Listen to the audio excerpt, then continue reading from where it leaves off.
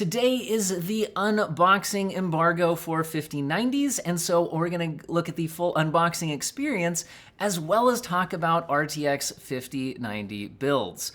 So this is me unboxing the 5090. As far as I understand it, this isn't just the reviewer packaging. I believe this is just the Founders Edition packaging off of a retail store. It's designed to be a lot more compact than previous generations and that way be a little more eco-friendly, less wasted packaging.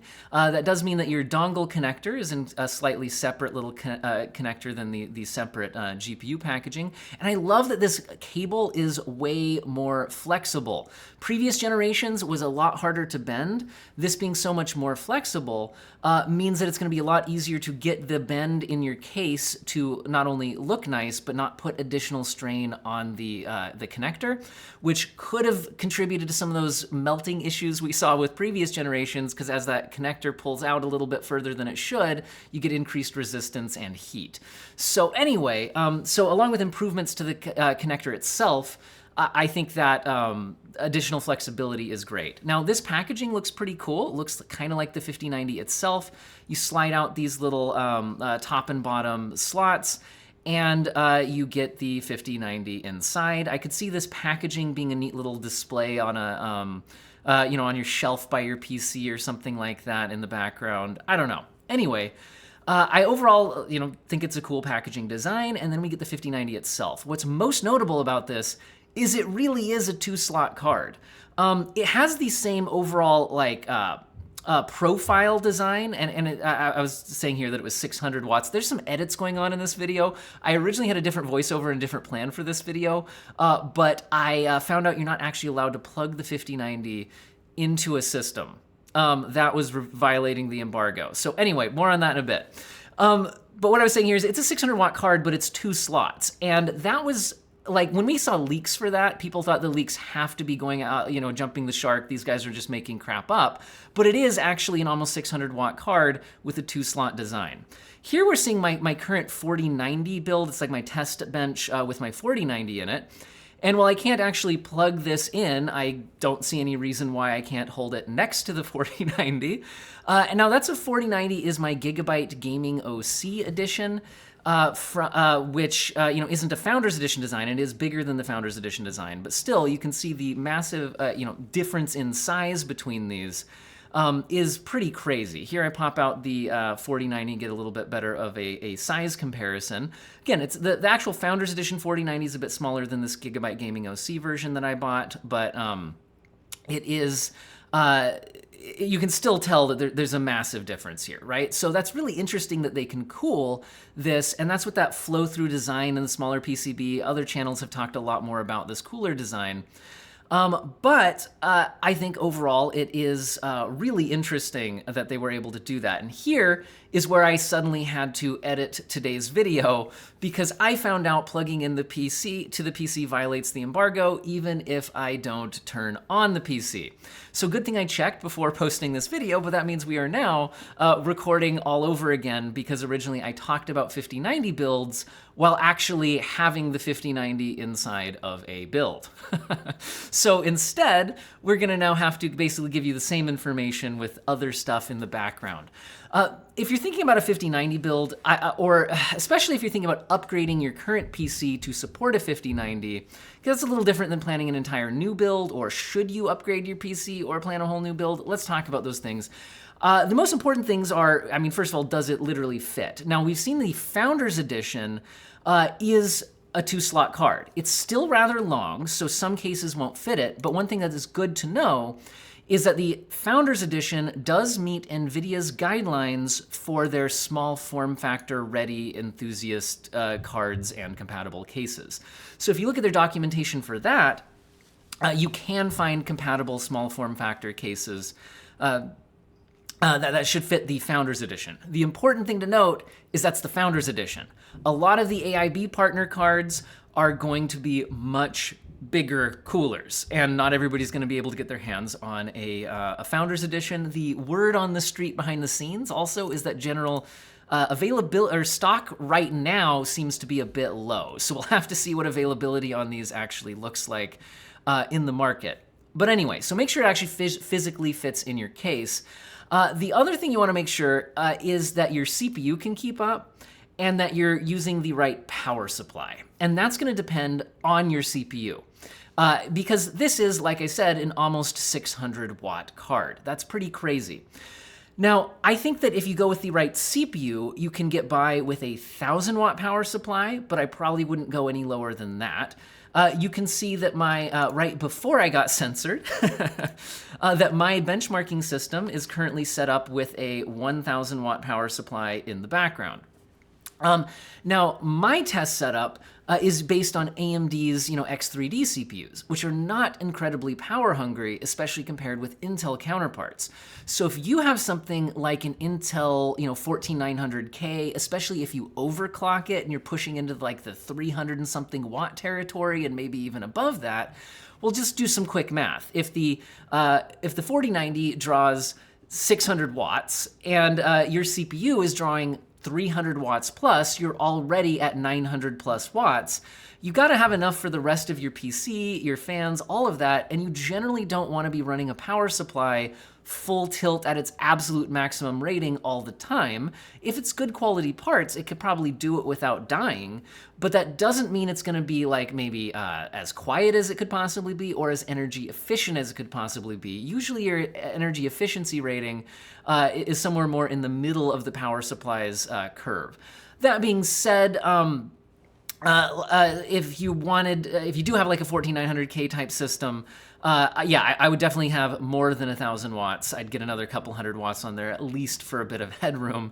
But like I said, if you're on like a 7800X3D, 9800X3D, they're a lot more conservative. If you're under 200 watts on those, plus the 600 watts on the card, then you're probably under 800 watts, and maybe around 800 watts even with the whole system. I think 1,000 watts can support it. Having a little more headroom might be nice too.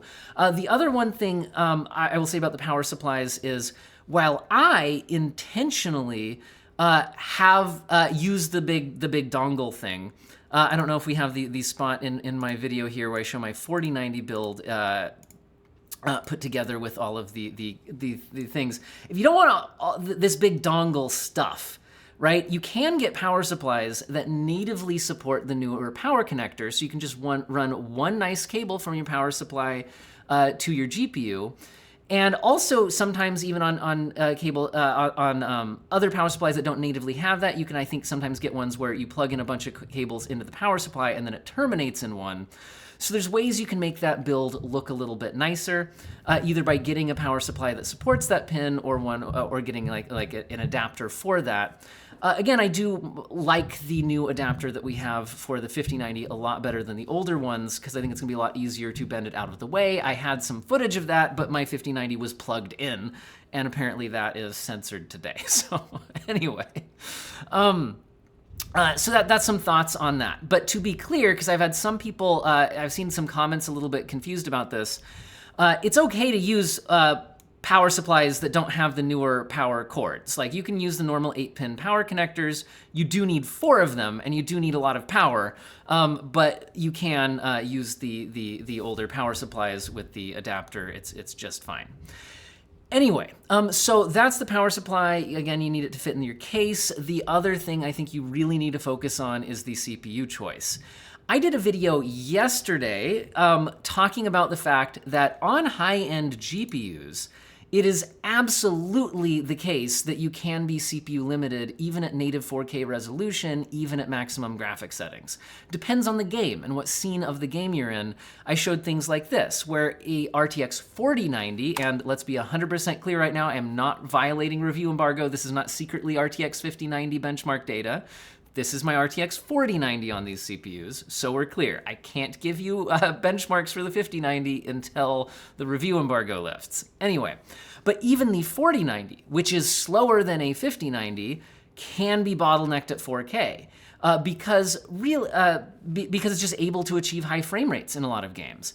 And if we are going to then make the 5090 even more powerful, we're now even more likely to be bottlenecked at 4K. But not only that, one of the huge selling points for the 5090 is DLSS. And if you're on a 4K monitor, it makes sense generally to use DLSS. And we'll see here that if I switch into DLSS balanced mode, we're even more CPU bottlenecked on the 7800X3D. And not only that, I'm actually CPU bottlenecked even on the 9800X3D. You can see that even the 9800X3D system is not fully utilizing the RTX 4090 at all times, and the 5090 would be even more underutilized. And if you watch that video from yesterday, you'll see that it's not just Baldur's Gate, which is very CPU demanding in the city. Here's Spider-Man Miles Morales. The 4090 is not CPU bottlenecked at native 4K, but if you use DLSS balanced, we now are showing the 9800X3D running faster than the 7800X3D, showing the 7800X3D was actually not able to fully keep up with the 9800X3D at these settings in this game. And again, the 5090 will kind of exacerbate the issue. Again, Star Wars Jedi Survivor, sure, if you're running native 4K, you might not be CPU bottlenecked, but if you run DLSS balanced, we are showing scaling to the better CPUs. Also, if you're at 1440p resolution, again, you're likely to run into CPU limited situations. I tested out a bunch of games in that video. You could go ahead and watch that video I published yesterday about CPU bottlenecks and whatnot. But the point is, if the 5090 is noticeably faster than the 4090, and if we could recap the leak/official information we have on that so far. So if you ignore multi-frame generation, NVIDIA themselves have shown us multiple games showing a little bit over a 30% performance uplift when not factoring in multi-frame generation versus non-multi-frame generation compared to the 4090. We've seen various synthetic benchmark leaks, which may or may not be as accurate as NVIDIA's data, but they also seem to mostly be supporting at least a 30% or so performance uplift. So this might not be what we actually get, but the point is, if you're already potentially CPU bottlenecked even on a 7800X3D, and there's even cases where we could be on a 9800X3D, what I'm getting at here is if you're planning on upgrading your old system to get a 5090, you need to be really mindful of if your CPU can actually keep up. So for example, if you had like a 3090, paired with maybe a 5800X3D, which made perfect sense, in the era where you're buying 3090s, then it's very possible if you're now going to upgrade to a 5090 and you're considering, should I keep the 5800X3D? I'm going to be honest. If you're spending $2,000 on that graphics card upgrade, I think a 5800X3D is actually going to significantly hold back a 5090. Because there's cases where it's going to hold back a 4090, and even a 7800X3D is going to hold back a 4090. Anyway, the point is the 5090 is going to be very easy to become CPU limited, especially when using DLSS. And again, NVIDIA has talked about their new transformer model for super resolution. And the transformer model for super resolution, from what we've seen in pre-release footage, is supposed to look even better than the old model of super resolution, which means you're more likely to use even more aggressive DLSS settings if it truly does look that much better. Like maybe before you would have just used quality upscaling at 4K. If the transformer model actually looks as good as their materials they've released so far at CES and things like that, it's possible that using performance mode might be more acceptable. In which case, again, you're pushing higher frame rates, more likely to run into CPU limits. So I'm gonna be honest, I really recommend a 9800X3D for 5090 builds. If you already have something like a 14900K or a 7800X3D, I'm gonna say that you could probably hang on to that and you'll be just fine. But would you see any additional scaling by going to the 9800X3D? I will say that in some situations, in some games, yes, especially if you're using DLSS pretty aggressively, like balanced or performance mode. That being said, also on the DLSS topic, one of the big selling points for the 50 series is multi-frame generation. Multi-frame generation can do the insane job of inserting 3 frames in between every 2 rendered frames, which means that you could go from something like 60 FPS actually being rendered to 240 FPS being displayed on your screen, which will still feel about as responsive as 60 FPS, which in a lot of games is fine. But you could have the motion fluidity of over 200 frames per second, which means that I think you should also consider your monitor. I think a 240 hertz 4K monitor, of which there are now a good chunk of those, is a reasonable thing to pair with an RTX 5090, given especially that multi-frame generation idea. So if you have additional power, right? And then you multiply the frame rates output on your display. I think that the problem with that is if you go beyond your display's max refresh rate, you're now not getting any benefit from that and potentially even seeing screen tearing and issues caused by going above your monitor's maximum refresh rate. So I think having an extremely high refresh rate monitor makes sense to go with the build. So anyway, that's my overall thoughts on the 5090 builds. Be mindful of your power supply, especially if you're on a power-hungry Intel CPU. But still, even on like a 9800X3D type system, I wouldn't go under 1,000 watts. I would be mindful of the size of the graphics card. And again, if you're getting the Founders Edition version of the 5090, look into the small form factor ready cases that NVIDIA has talked about, because that does, they are certifying that it should be compatible with that line. And then, like I said, be very mindful of your CPU, because when we're talking about this much power combined with upscaling, you'd be surprised how important the CPU could be at 4K resolution in a lot of situations. So that's where we're at with this. As far as review content goes, expect my review when the review embargo lifts. I'm not sure if I'm allowed to tell you what day that is yet. Anyway, as far as what to expect from my channel, I do this head-to-head style content, so I'm gonna have a lot of videos about the 5090, and I plan on going head-to-head against the relative things you'd like to see.